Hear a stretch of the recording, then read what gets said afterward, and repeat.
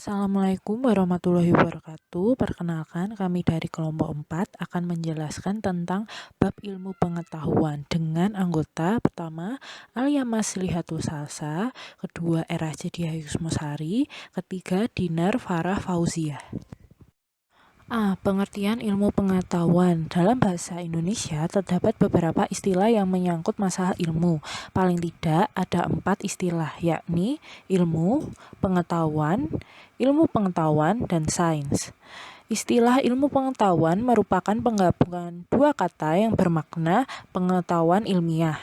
Istilah sains yang berasal dari science merupakan arti yang sama dengan ilmu atau ilmu pengetahuan. Sesungguhnya, istilah ilmu itu berasal dari bahasa Arab, yakni ilm, yang berarti pengetahuan, merupakan lawan kata dari jahal, yang berarti ketidaktahuan atau kebodohan. Kata ilm bisa disepadankan dengan kata Arab lainnya, yakni makrifah atau pengetahuan, hikmah kebijaksanaan, dan syuur atau perasaan. Kata ilm dan kata-kata jadiannya menurut perhitungan dalam kitab Al-Muqjam, Al-Mufahras, Li Al-Fat, Al-Quran, Al-Karim ditemukan tidak kurang dari 800 kali disebutkan, baik dalam bentuk madi, mudarik, masdar, fa'il, dan lainnya. Istilah ilmu merupakan terjemahan dari bahasa Inggris science, berasal dari bahasa Latin scientia, yang diturunkan dari kata scire yang berarti mengetahui atau to know, dan belajar atau to learn. Maka ilmu dapat berarti usaha untuk mengetahui atau mempelajari suatu yang bersifat empiris dan melalui suatu cara tertentu. Pengertian ilmu menurut De Liangji sekurang-kurangnya mengandung 3 hal, yakni 1 pengetahuan, 2 aktivitas, 3 metode. Henry W. Hepstone Jr. dalam bukunya yang berjudul What is Philosophy menjelaskan bahwa ilmu adalah suatu kumpulan yang sistematis dari pengetahuan atau any systematic body of knowledge. Sedangkan ilmu yang berarti proses dimaksudkan bahwa ilmu tidak bersifat final, artinya kebenaran suatu ilmu filsafat relatif. Kesimpulan dari penelitian hari ini dianggap benar, tetapi besok atau lusa kebenaran ini akan gugur tak kala ada kesimpulan baru yang didasarkan atas penemuan data yang terbaru.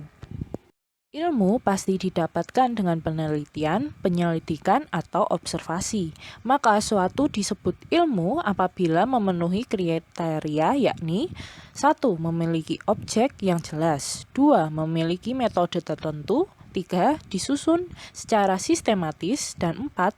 Memiliki tujuan. Dari 4 syarat sesuatu disebut ilmu ini dapat dikembangkan beberapa sifat dari ilmu yang disebut dengan losada, yakni L berarti logis, masuk akal, tidak bertentangan dengan hukum-hukum logika sebagai pola pemikiran untuk menarik kesimpulan. O yang berarti objektif, selalu didasarkan pada fakta dan data yang ada tanpa ada manipulasi dari data. S yang berarti sistematis, disusun secara rapi, seperti menyusun bata pada waktu membuat tembok. A yang berarti andal, dapat dibuktikan kembali, dan untuk sesuatu keadaan terkendali harus menghasilkan hasil yang sama. D yang berarti dirancang atau direncanakan. Datangnya ilmu tidak tiba-tiba, didesain lebih dahulu sebelum melaksanakan aktivitas penyelidikan. Klasifikasi pengetahuan. 1. Istilah pengetahuan menurut Muhammad Hatta, pengetahuan adalah pengalaman. 2. Penggolongan pengetahuan menurut Jujun S. Surya Sumantri digolongkan dalam 3 golongan, yakni 1. Pengetahuan tentang baik dan buruk disebut etika. 2. Pengetahuan tentang indah dan jelek disebut estetika. 3. Pengetahuan tentang benar dan salah disebut logika. Menurut Ensiklopedia Islam, pengetahuan dibedakan ke dalam 2 jenis, yaitu 1. Pengetahuan biasa, 2. Pengetahuan ilmiah. A.M. Syaifuddin dalam bukunya Desekularisasi Pemikiran Landasan Islamisasi membagikan pengetahuan dalam 3 kelompok, yakni 1. Pengetahuan indrawi, 2. Pengetahuan keilmuan, 3.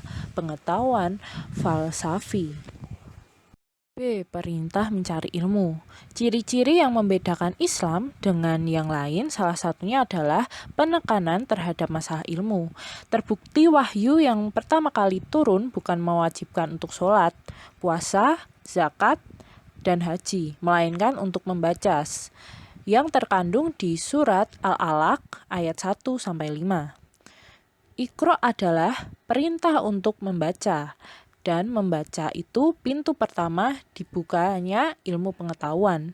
Orang yang mau membaca adalah orang yang mau mengamalkan ayat tersebut. Ajakan dan dorongan mencari ilmu. A. Mencari ilmu itu wajib bagi setiap muslim dan muslimat. B. Carilah ilmu walaupun di negeri Cina. C. Carilah ilmu sejak dari Buayan hingga Liang Lahat. D. Para ulama adalah pewaris Nabi. E. Barang siapa yang menginginkan kebahagiaan dunia, maka harus memiliki ilmunya. Barang siapa menghendaki kebahagiaan akhirat, ia harus memiliki ilmunya. Dan barang siapa yang ingin meraih keduanya, ia harus memiliki ilmunya. F. Pada hari kiamat, ditimbanglah tinta ulama dengan darah syuhada, maka tinta ulama dilebihkan dari darah syuhada. G. Barang siapa menempuh jalan untuk menuntut ilmu, maka Allah memudahkan jalannya ke surga. H. Barang siapa mati ketika sedang mengemban ilmu untuk menghidupkan Islam, maka di surga sederajat di bawah Nabi. Iqra adalah perintah untuk membaca, padahal membaca adalah pintu pertama dibukanya ilmu pengetahuan. Orang yang membaca adalah orang yang mengamalkan ayat tersebut, sekaligus menjadi orang yang insya Allah pandai.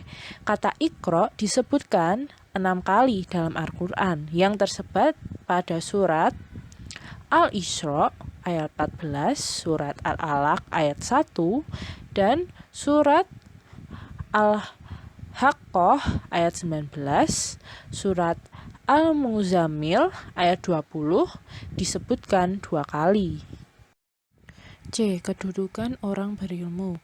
Niscaya Allah akan meninggikan orang-orang yang beriman di antaramu dan orang-orang yang diberi ilmu pengetahuan beberapa derajat, dan Allah Maha mengetahui yang kamu kerjakan. Surah Al-Mujadilah ayat 11. Terima kasih. Wassalamualaikum warahmatullahi wabarakatuh.